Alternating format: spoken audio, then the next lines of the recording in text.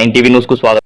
ఆదోనిలో స్వతంత్ర సమరయోధులు హిందూ ముస్లిం ఐక్యతా దినోత్సవంలో భాగంగా కర్నూలు జిల్లా ఆదోని పట్టణంలో సౌదీ హిజామా centre doctor M Mehboob Basha ఆధ్వర్యంలో 1927 డిసెంబర్ 19న ఆంగ్లేయులచే ఉరితీయబడిన స్వతంత్ర సమరయోధులు అమరవీరులు పండిత్ రాంప్రసాద్ బిస్మిల్, అఫ్షాకుల్లా ఖాన్ స్మరణలో జరుగుతున్న హిందూ ముస్లిం ఐక్యతా దినోత్సవంలో భాగంగా ప్రముఖ చరిత్రకారులు బపోగంద్రా రచయిత శ్రీ సయ్యద్ నషీర్ అహ్మద్ రచించిన ప్రథమ భారత స్వతంత్ర సంగ్రామం హిందూ ముస్లిం ఐక్యతా పుస్తక ఆవిష్కరణ.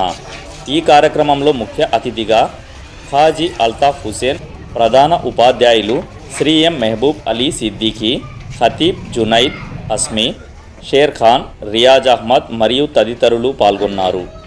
9 టీవీ న్యూస్తో రిపోర్టర్ బషీర్.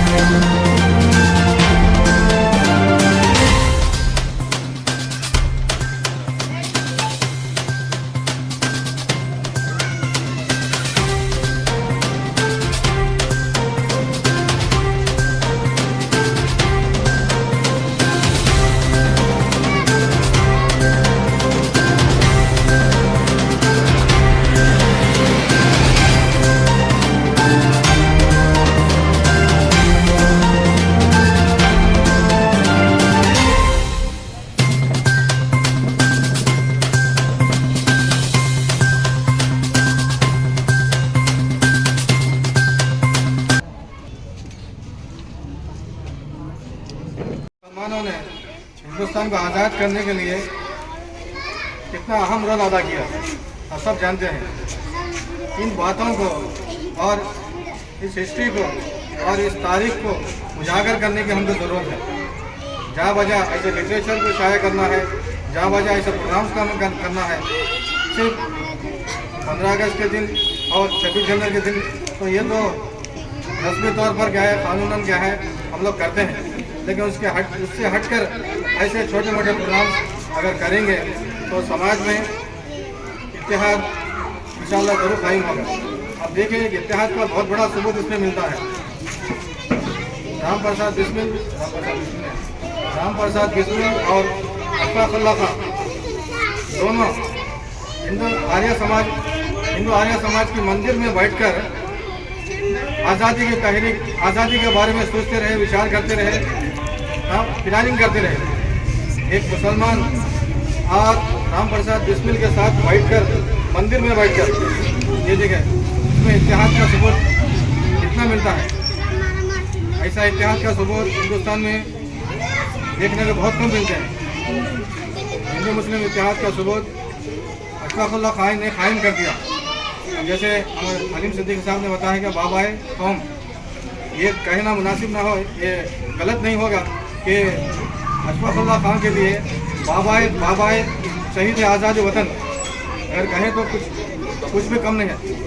हिंदुस्तान के आज़ाद कराने के लिए अशफाकुल्लाह खान ने अपनी जान की कुर्बानी दी। अंग्रेज़ों ने कई लोगों को क्या है फांसी के फंदे पर लटका दिया। बहुत लंबी तारीख है, इसको हमको पढ़ना चाहिए, इसके लिटरेचर हमको तकसीम करना चाहिए। जहाँ बजा क्या है शहर आदोनी में ऐसे छोटे मोटे प्रोग्राम्स हमको करना चाहिए। मैं इन्हीं चंद अल्फाज पर अपनी बात ख़त्म करते हुए डॉक्टर साहब का शुक्रिया अदा करता हूँ कि आज के दौर में सियासी बुनियादों पर हम लोगों पर इल्ज़ाम लगाया जा रहा है कि मुसलमान का कोई रोल नहीं है या तो इन्वेडर नहीं है, बोले कि हम बाहर से आए हुए यहाँ के मेहमान हैं, इस तरह से सोचा जा रहा है। जबकि हकीकत ये है हम मुसलमान हर हाल में उस ज़माने से जिस वक्त हिंदुस्तान की आज़ादी की पहली जंग आज़ादी शुरू हुई थी उस दिन से आखिरी वक्त तक शाना बशाना उन लोगों के साथ रहे आज़ादी दिलाने में जो वाले थे। सवाल ये है कि क्यों हमें अपने बार बार दोहराना पड़ रहा है। इसके दो वजूहात। डॉक्टर साहब बैठो तुम्हें। पहले ये ताकि वो लोग आगाह हो कि हम भी उसने हमारा खून इस मुल्क की आज़ादी में बराबर का शरीक है। दूसरा ये हमारे आने वाली नौजवान नस्ल को हमारे वो आबा और अजदाद के बारे में मालूम रहे। जिस कौम जो भी कौम अगर अपनी तारीख भूल जाती है, उसे ये याद नहीं रहता कि हमारे बुजुर्ग क्या थे, क्या क्या कर गए, हम जो है एहसास कमतरी का शिकार होते हैं। जिस तरह से आज के दौर में मीडिया पर बार बार बताया जा रहा है कि हम गिरी पड़ी हुई कौम है, कमज़ोर कौम है, सारी बुराइयां हम में हैं, सारे ऐसा बताया जा रहा है जो है कि टेररिस्ट हम ही हैं, जबकि मोहब्बत का जवाब देने वाले हम हैं। लेकिन हम ही पे इल्ज़ाम लगाया जा रहा है कि अक्सर मीडिया में, मेन स्ट्रीम मीडिया में बताया जाता है कि तमाम मुसलमान टेररिस्ट नहीं, लेकिन जहाँ भी टेररिज्म होता है वहाँ पर मुसलमान ही होते हैं। ये इल्ज़ाम है, क्योंकि आप देखिए गांधी जी की हत्या से लेते हुए मुसलमान में रहा, लेकिन उसको छुपाया जा रहा है। आज तो हद ये हुई जिसे बाबा कौम, गांधी जी को बाबा कौम कहा जाता है, उनके हथियारे को जो इतनी इज्जत दी जा रही है कि उसे कातिल कहना पसंद नहीं कर रहे हैं। और हम लोग जो जिस वक्त मुल्क का बंटवारा हुआ तो मौलाना अबुल कलाम आज़ाद ने कहा कि ये मुमकिन ही नहीं कि हिंदुस्तान का हर मुसलमान हिजरत कर जाए, हम अपनी जान के साथ। हमने हिंदुस्तान को ऐसे ही कबूल नहीं किया, बल्कि हम इस मुल्क में रहेंगे, इसकी तरक्की में हमारा साथ रहेगा। हम मर जाएंगे, कब्रिस्तान जाएंगे, लेकिन हिंदुस्तान छोड़कर नहीं जाएंगे। लेकिन इसके बावजूद हमें बरगलाने के लिए, हमें जो है मुख्तलिफ किस्म से डराने के लिए ऐसा कहा जाता है कि हम ही बुरे हैं। ऐसे ऐसे लोगों से हमारी तहरीर की जाती है।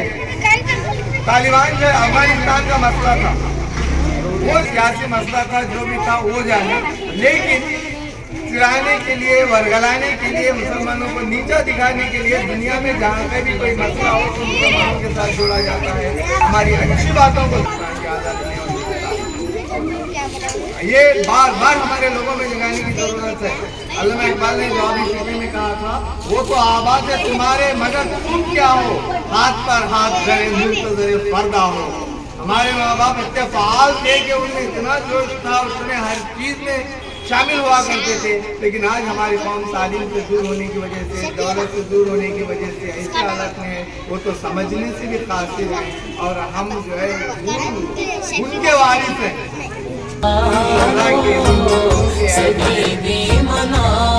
उनके वारिस होने का सबूत भी हमारे जवाब में मुकाबला करिए।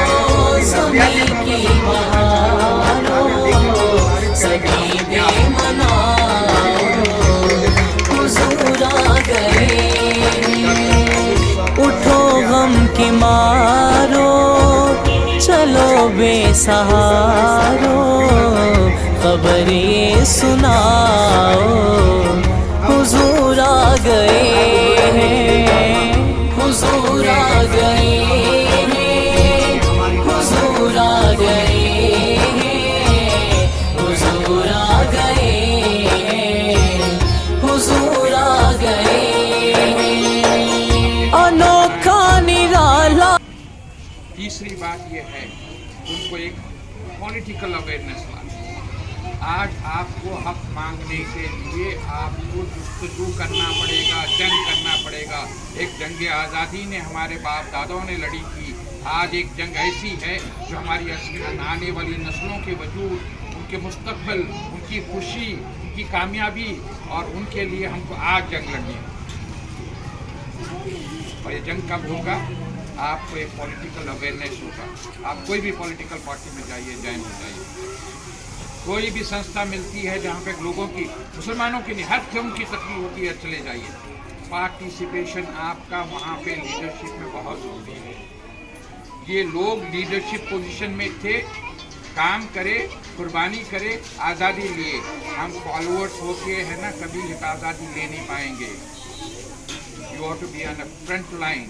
आपको ये जंग जीतना है तो आपको फ्रंट लाइन में होना। कमांडर इन चीफ नहीं बन सकते तो यू कैन एक फॉलोअर हो सकते हैं कमांडर के। हमने अपने सारे हमारे कुंबे को संभाल लिया। आपका कुंबा ज़रूर ये होगा, पर बाजू के घर में आग लगेगी तो आपका घर नहीं बचेगा। आपको बाजू का घर भी बचाना होगा। अगर आप समझ रहे हैं कि मैं 4 बच्चों को अपने पल में ले लिया, कामयाब हो गया और अपने गाँव में अनपढ़ लोग हैं तो हमारे गाँव और चोर हो जाएंगे और वो हो जाएंगे, उनकी बदनामी से मेरी कौम बदनाम होगी और मैं बदनाम होगा, मेरा पोजीशन। हर एक की इज्जत, हर एक की कामयाबी हमारी कौम की कामयाबी। अच्छा, मैं बहुत ज़्यादा बोल गया और मैं ख़ास तौर पे ये नज़ीर साहब को काबिल मुबारकबाद है, उनको मैं तहे दिल से सारे शहर अदूनी के लोगों की तरफ से मुबारकबाद। इनका पोस्ट करके एक पूरी तारीख यहाँ पे कर दी है।